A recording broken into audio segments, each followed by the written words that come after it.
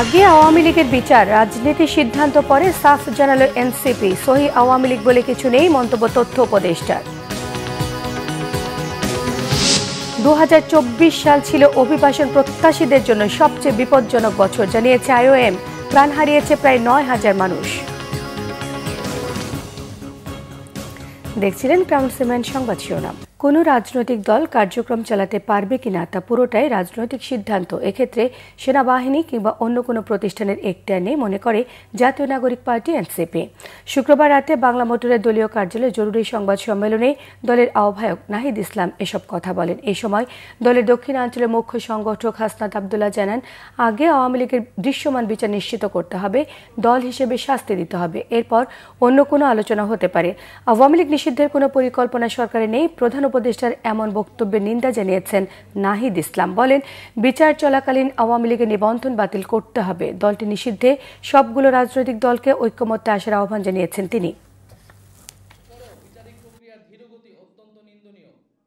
একটি রাজনৈতিক দল কার্যক্রম করতে পারবে কি পারবে না, এটি সম্পূর্ণই একটি রাজনৈতিক সিদ্ধান্ত এবং এই সিদ্ধান্ত নেওয়ার এখতিয়ার কেবল মাত্র সরকার, রাজনৈতিক দলগুলো, বিদ্যমান রাজনৈতিক দলগুলো এবং জনগণের রয়েছে।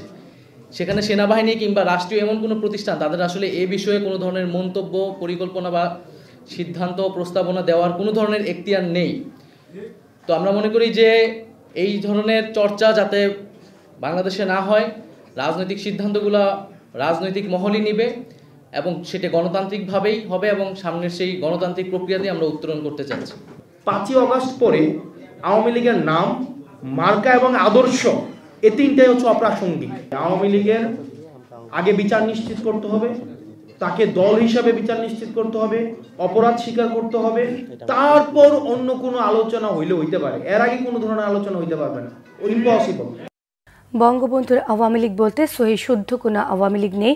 বঙ্গবন্ধুর আওয়ামী লীগ দুধের ধোয়া তুলসী পাতা নয়, তাই আওয়ামী লীগ প্রশ্নে কোনো ছাড় দেওয়া হবে না বলে মন্তব্য করেছেন তথ্য সম্প্রচার উপদেষ্টা মাহফুজ আলম। শুক্রবার রাজধানীর ফকিরাপুলে, নোয়াখালীর ফেনী, লক্ষ্মীপুর সোসাইটি আয়োজিত জুলাই শহীদদের স্মরণ সভা এবং দোয়া মাহফিলে এসব কথা বলেন। তিনি আরও বলেন, গণ অভ্যুত্থানের শক্তিগুলোর মধ্যে বিভেদ সৃষ্টি করে শত্রুদের সুযোগ করে না দিলে আওয়ামী লীগ আর ফিরে আসতে পারবে না। তিনি জানান, সংস্কার এবং বিচার প্রশ্নে ছাড় দেওয়া যাবে না। মাহফুজ আলম আরও বলেছেন, আওয়ামী লীগ ফ্যাসিবাদী বিদেশি অর্গান। দিল্লি থেকে আওয়ামী লীগ নিয়ন্ত্রণ করা হয়। দলমত নির্বিশেষে আওয়ামী লীগের বিরুদ্ধে ঐক্যবদ্ধ থাকার আহ্বান জানিয়েছেন তথ্য উপদেষ্টা।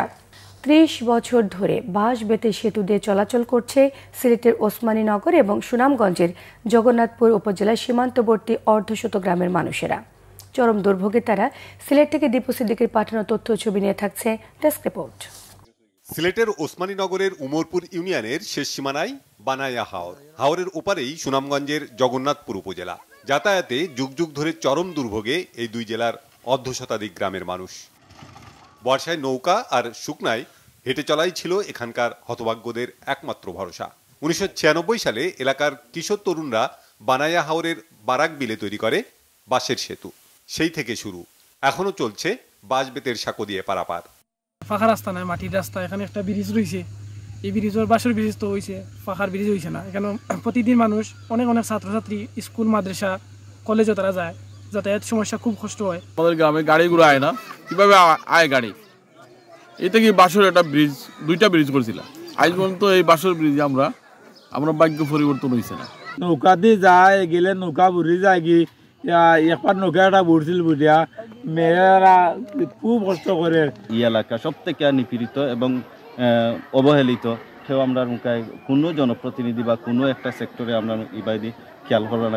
বর্ষায় হাওরের পানি বেড়ে গেলে সেতুটি ডুবে যায়। যাতায়াতে দুর্ভোগের অন্ত থাকে না শিক্ষার্থী, রোগী ও তাদের স্বজনদের। ব্যবসা বাণিজ্যের ক্ষেত্রেও বড় বাধা যোগাযোগ ব্যবস্থা।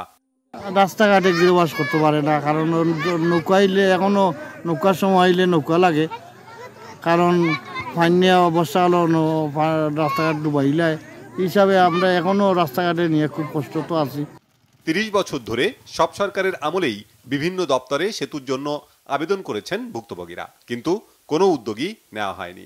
বছরের পর বছর ধরে অবহেলিত থেকে গেছে বানায়া হাওর পারের মানুষ। এক যুগ ধরে আমি বিভিন্ন সরকারের সাথে লবিং করে আসছি। বিএনপি থাকতে বিএনপি, আওয়ামী লীগ থাকতে আওয়ামী, সবার সাথে আমি লবিং করছি। লবিং করে টাকা পয়সা খরচ করছি, কিন্তু আসলে কথায় আছে না, কাজে মিল নাই। ইউনিয়ন পরিষদ থেকে রাস্তার কিছু কাজ করা হলেও তাও পর্যাপ্ত নয় বলে জানিয়েছেন জনপ্রতিনিধিরা। সেতু নির্মাণের সমীক্ষা শেষ হয়েছে, ঊর্ধ্বতন কর্তৃপক্ষের সিদ্ধান্তের অপেক্ষায় এলজিইডি।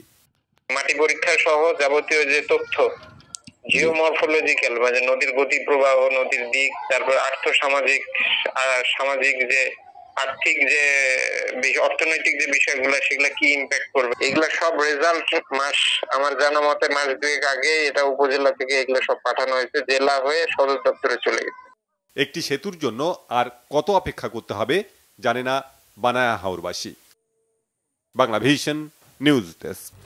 2024 সালকে অভিবাসন প্রত্যাশীদের জন্য সবচেয়ে বিপজ্জনক বছর হিসেবে অভিহিত করেছে জাতিসংঘের আন্তর্জাতিক অভিবাসন বিষয়ক সংস্থা IOM। বছরটিতে বিশ্বজুড়ে বিভিন্ন অভিবাসন রুটে অন্তত 8,938 জন অভিবাসন প্রত্যাশী মারা গেছেন।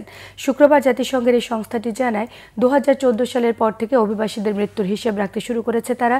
সেই হিসেবে 2024 সালে সর্বোচ্চ সংখ্যক অভিবাসী মারা গেছেন। 2023 সালের তুলনায় 2024 সালে প্রাণহানির সংখ্যা অন্তত 200 জন বেশি।